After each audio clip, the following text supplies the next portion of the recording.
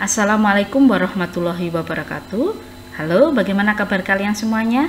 Saya berharap semoga kalian dalam keadaan baik dan sehat. Pada pertemuan ini kita akan membahas materi IPA kelas 8 semester 1 di bab yang ketiga, yaitu struktur dan fungsi tumbuhan dengan submateri struktur dan fungsi akar, batang, daun, dan bunga. Seperti halnya manusia dan hewan, tumbuhan juga memiliki organ tubuh. Apa saja organ tubuh pada tumbuhan dan bagaimana struktur dan fungsi organ tubuh tumbuhan tersebut? Simak dan perhatikan baik-baik. Kalian tentu masih ingat apa yang dimaksud dengan organ. Organ adalah kumpulan dari beberapa jaringan yang berbeda dan membentuk satu kesatuan untuk melakukan fungsi tertentu. Nah, organ penyusun tumbuhan berpembuluh terbagi menjadi dua. Yang pertama adalah organ vegetatif, berfungsi untuk mendukung pertumbuhan dan perkembangan tumbuhan, terutama untuk penyerapan, pengolahan, pengangkutan, dan penimbunan zat-zat makanan. Terdiri atas akar, batang, dan daun. Kemudian yang kedua, organ generatif. Organ generatif ini berfungsi dalam proses perkembangbiakan secara generatif atau seksual, terdiri atas bunga, buah, dan biji. Sekarang kita mulai struktur dan fungsi akar. Merupakan organ tumbuhan yang berada di bawah permukaan tanah, tidak memiliki buku-buku, tumbuh ke pusat bumi, warnanya tidak hijau, dan bentuknya meruncing. Sekarang kita lihat struktur luar akar. Di sini tampak ada leher akar, kemudian batang akar, cabang akar, serabut akar, dan ujung akar. Rambut akar berfungsi untuk memperluas penyerapan, sedangkan kaliptra atau tudung akar berfungsi untuk melindungi akar saat menembus tanah. Kita lanjutkan ke fungsi akar. Fungsi akar yang pertama adalah untuk menambatkan tubuh tumbuhan pada tanah. Yang kedua, menyerap air dan mineral dari tanah.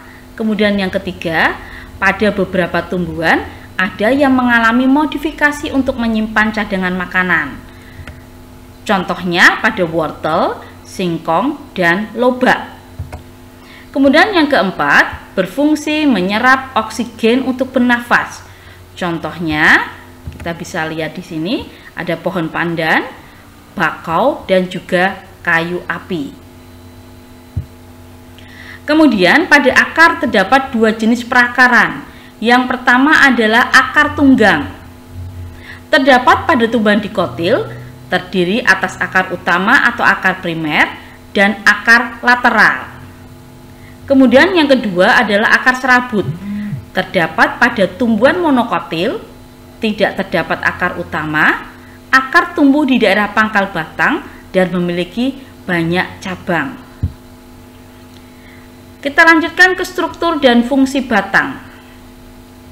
Batang merupakan bagian yang berdiri tegak di atas tanah, umumnya berbentuk panjang, bulat seperti silinder. Kemudian memiliki ruas-ruas atau internodus yang dibatasi buku-buku atau nodus. Pada nodus inilah tempat melekatnya daun. Fungsi batang. Yang pertama sebagai penyokong bagian-bagian tubuh tumbuhan yang berada di atas tanah, sebagai jalan pengangkutan air dan garam mineral dari akar menuju daun, serta jalan pengangkutan makanan dari daun ke seluruh tubuh tumbuhan. Kemudian yang ketiga, dapat mengalami modifikasi dan berfungsi sebagai tempat menyimpan cadangan makanan. Contohnya pada kentang dan rimpang kunyit. Sekarang kita lihat, kita bandingkan struktur luar antara batang dikotil dan batang monokotil. Tumbuhan monokotil, ruas-ruas batang terlihat jelas, namun untuk tumbuhan dikotil, ruas-ruas batang tidak terlihat jelas. Kita lanjutkan berikutnya ke organ tubuh berikutnya, yaitu struktur dan fungsi daun. Daun memiliki karakteristik datar, hijau, dan terletak di batang. Banyak mengandung zat warna hijau atau klorofil. Daun terdiri atas tangkai daun, helai daun, tulang daun, dan juga urat daun. Sekarang kita bandingkan struktur luar daun dikotil dan daun monokotil. Peruratan daun merupakan ciri untuk mengetahui suatu tumbuhan termasuk dikotil atau monokotil. Nah, pada daun dikotil mempunyai peruratan daun menjari atau menyirip, sedangkan untuk daun monokotil mempunyai peruratan daun sejajar. Selanjutnya kita lihat fungsi daun. Yang pertama adalah sebagai alat pernafasan, yang kedua mengatur penguapan atau transpirasi, serta yang ketiga tempat terjadinya fotosintesis. Apa itu fotosintesis? Fotosintesis adalah proses pembuatan makanan pada tumbuhan dengan bantuan energi cahaya matahari. Proses fotosintesis dengan bahannya adalah karbon dioksida dan air atau H2O, kemudian ada cahaya matahari, kemudian harus mempunyai klorofil, di mana dari hasil proses fotosintesis ini akan dihasilkan glukosa yaitu C6, H12O6 dan juga oksigen atau O2. Sekarang kita lanjutkan ke struktur dan fungsi bunga. Bunga merupakan alat reproduksi generatif pada tumbuhan. Biasanya memiliki warna yang menarik untuk menarik perhatian serangga atau hewan lain yang dapat membantu proses penyerbukan. Secara umum, bunga terdiri atas dua bagian, yaitu perhiasan bunga dan alat reproduksi. Perhiasan bunga terdiri atas tangkai, kemudian mahkota, dan juga kelopak. Nah, sedangkan alat reproduksi terdiri atas benang sari dan putik.